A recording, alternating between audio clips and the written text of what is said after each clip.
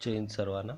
तर या अगोदर आपण नित्य समीकरण म्हणजे काय पाहिलं होतं आणि ते कसे सिद्ध करणे हे किमतीच्या सहाय्याने आपण पाहिलं होतं। तर अशा प्रकारची काही नित्य समीकरण आपण पाहूया।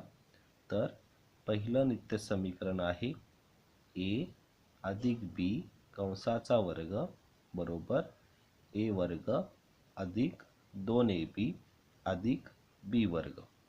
मग हे नित्य समीकरण हे कसे निर्माण झाले हे आपल्याला सिद्ध करायचं आहे।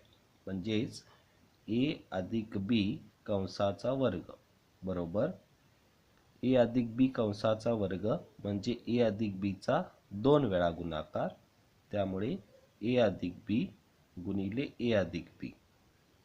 मग याप्रमाणे 2 कंसांचा गुणाकार म्हणजेच एका कंसाची फोड करून दुसऱ्या कंसाला गुणाकार करणे।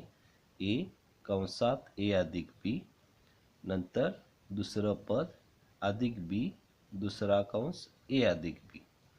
त्यामुळे एका कंसाची फोड केली, दुसऱ्या कंसाला गुणाकार केला। आता बाहेरच्या पदानं आतील पदांना गुणाकार करायचा।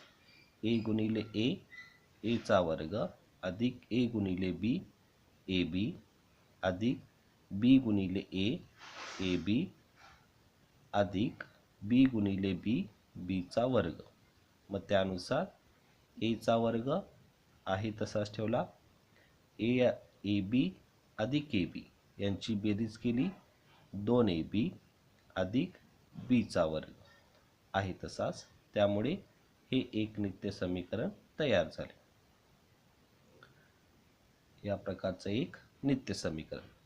मग अशाच प्रकारे दुसरं नित्य समीकरण निर्माण होते, ते म्हणजेच ए वजा बी कंसाचा वर्ग बरोबर ए वर्ग वजा 2ab अधिक बी वर्ग। म्हणजेच हे सिद्ध करण्यासाठी ए वजा बी कंसाचा वर्ग बरोबर ए वजा बी गुणिले ए वजा बी, म्हणजेच त्याचा वर्ग असल्यामुळे 2 कंसामध्ये निर्माण झाले, त्यामुळे एका कंसाची फोड करून दुसऱ्या कंसाला गुणाकार केला। ए गुणिले ए वजा बी कंसात ए वजा बी, त्यामुळे बाहेरच्या पदानं आतील पदाला गुणले। ए गुणिले ए चा वर्ग वजा ए गुणिले बी ए बी वजा बी ए म्हणजेच वजा ए बी, इथं वजा गुणिले वजा म्हणजेच अधिक बी गुणिले बी चा वर्ग।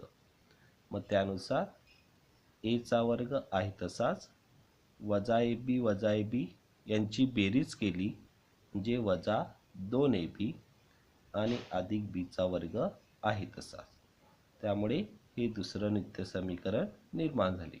ए वजा बी कंसाचा वर्ग बरोबर ए वर्ग वजा 2ab अधिक बी चा वर्ग।